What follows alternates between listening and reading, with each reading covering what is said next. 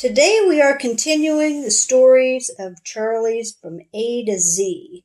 Next up is D. All right, D. I think we're going to stay in the United States for this one.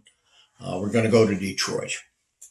And to give you some background, I was in show business. I was 2 years on the vaudeville stage, and when vaudeville folded, I switched to the Broadway stage, and I did a number of plays on Broadway and also the road companies of several plays. And so I went all over the country as a kid. My dad wanted to give me as complete an education as any kid could get.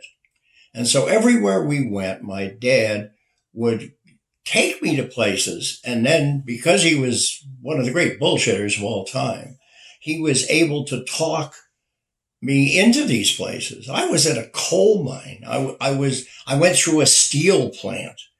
I went to Procter and Gamble and watched them make soap and other products. I watched them make playing cards. I watched them make tires. My dad would just take me everywhere we stopped to somewhere that was interesting. And then we headed for Detroit.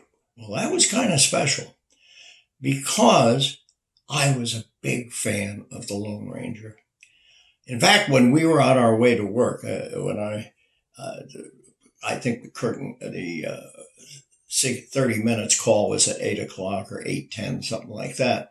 And so to get there on time, we used to drive through Central Park from the Upper West Side to get down to the theater district. And 3 nights a week, while I was in that drive, I listened to the Lone Ranger. And so it was one of my favorite shows. And so when we got to Detroit, lo and behold, we were in the home of the Lone Ranger, which was kind of special. In those days, the radio shows that were broadcast nationally, the overwhelming majority came out of New York City.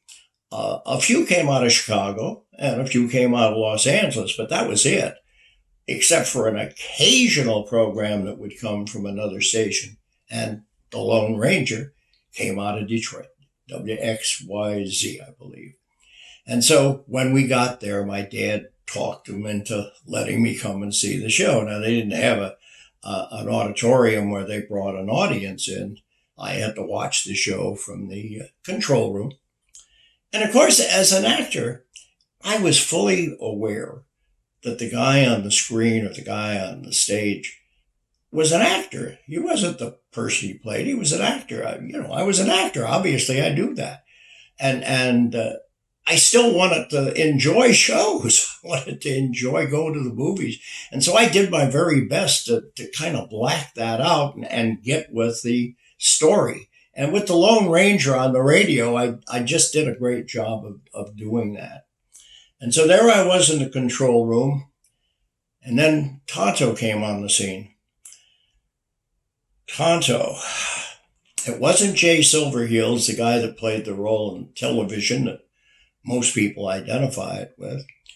I have no idea who the guy was. He may not even have been the regular. He might have been a stand-in for one night or something. But whatever. He was a middle-aged, paunchy, bald-headed Irishman. And when he started to talk, I was absolutely knocked over. And when he said, "Ugh, Kimosabi," in a brief second, I came back from the dusty streets of a frontier town, and I was back in the control room in Detroit, Michigan. And the Lone Ranger was never the same again.